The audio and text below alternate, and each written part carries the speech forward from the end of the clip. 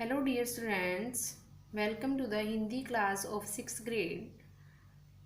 Dear students, you have completed your first and second preparatory assignments. It's your third assignments. From these assignments, you will get the question paper for your unit test. So, listen carefully and learn again and again. So, it's your preparatory assignment number 3. First question है, व्याकरण की परिभाषा बताइए। ऐसे शास्त्र जिसके नियमों के द्वारा हम भाषा के शुद्ध रूप में बोलने, लिखने और पढ़ने का ज्ञान प्राप्त कर लेते हैं उसे व्याकरण कहते हैं।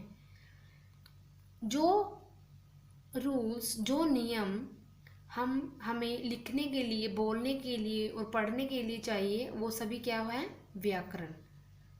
हमें प्रॉपर सेंस में लिखना होता है और प्रॉपर ही तरीके से बात करनी होती है, तभी एक दूसरे को पता चलेगा कि हम किस वे में हम बात कर रहे हैं। मीन्स वो आने वाली बात है या जो भी हम समझाना चाहते हैं वो सब क्या है? एक व्याकरण का रूप है। सेकंड है, बोली से क्या अभिप्राय है? कुछ उदाहरण भी दीजिए। बोली क्या है? भाषा के क्षेत्रीय रूप को ही बोली कहा जाता है, जैसे हरियाणवी, राजस्थानी, भोजपुरी। भाषा एक अलग अलग क्षेत्र में अलग अलग बोली जाती है, जैसे हरियाणा में हरियाणवी, राजस्थान में राजस्थानी, पंजाब में पंजाबी। सो ये सभी क्या है? बोली। भारतीय संविधान द्वारा मान्यता प्राप्त भाषाएं कौन कौन सी हैं? कौन कौन सी भारत के संविधान में मान्यता दी गई है? किन किन भाषाओं को? भारत के संविधान में 22 भाषाओं को मान्यता प्राप्त है। हिंदी, पंजाबी, उर्दू, मराठी, गुजराती, उड़ीसा, असमिया, कश्मीरी, मलयालम, कन्नड़, तेलुगु, तमिलनाडु, ये सभी सारी क्या हैं? 22 भाषाएं हैं।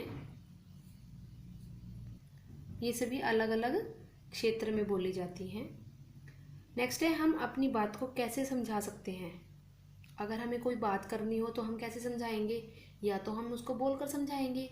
अगर हम नहीं बोल सकते तो हम क्या करेंगे? हम लिखित माध्यम से उसको समझा सकते हैं।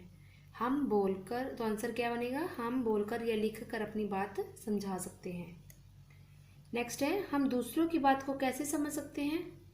अगर हमें कोई दूसरी बात कोई बताना चाहता है या अगर वो बोल रहा है तो हम सुनकर, अगर वो लिखकर हमें समझा रहे तो हम पढ़कर दूसरों की बात को समझ सकते हैं।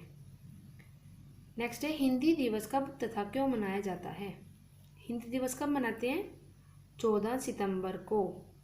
तो हिंदी दिवस 14 सितंबर को मनाया जाता है क्योंकि 1949 को भारतीय संविधान द्वारा हिंदी को राष्ट्रभाषा के रूप में स्वीकार किया गया।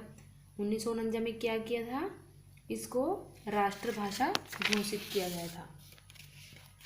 नेक्स्ट है, सही और गलत।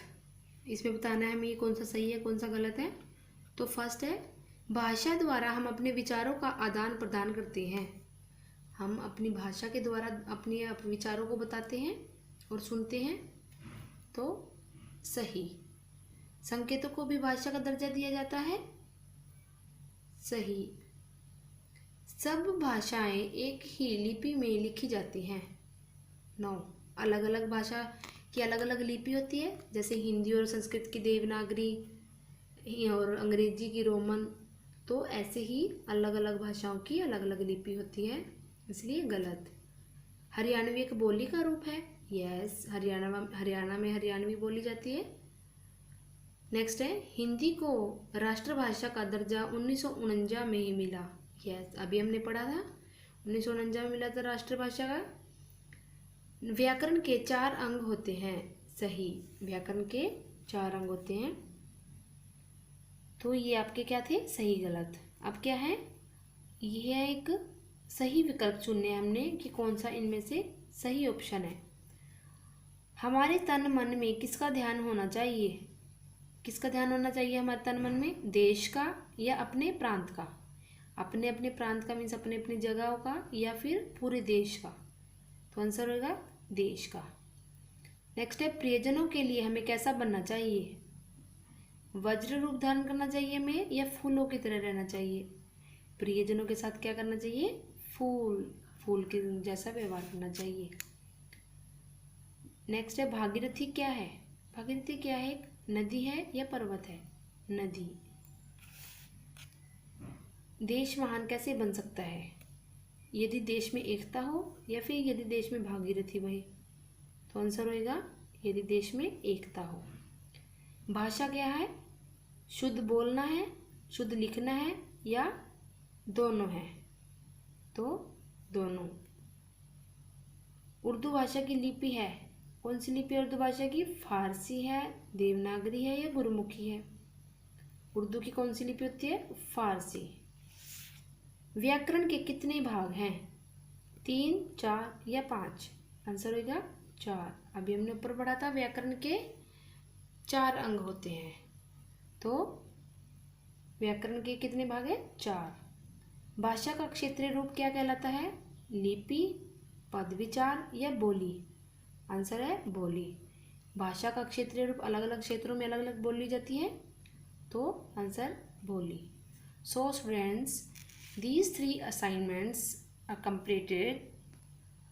अच्छी तरह से इन तीनों असाइनमेंट्स को लर्न करना है और इन्हीं में से आपको एग्ज़ाम्स के लिए प्रिपरेशन करनी है।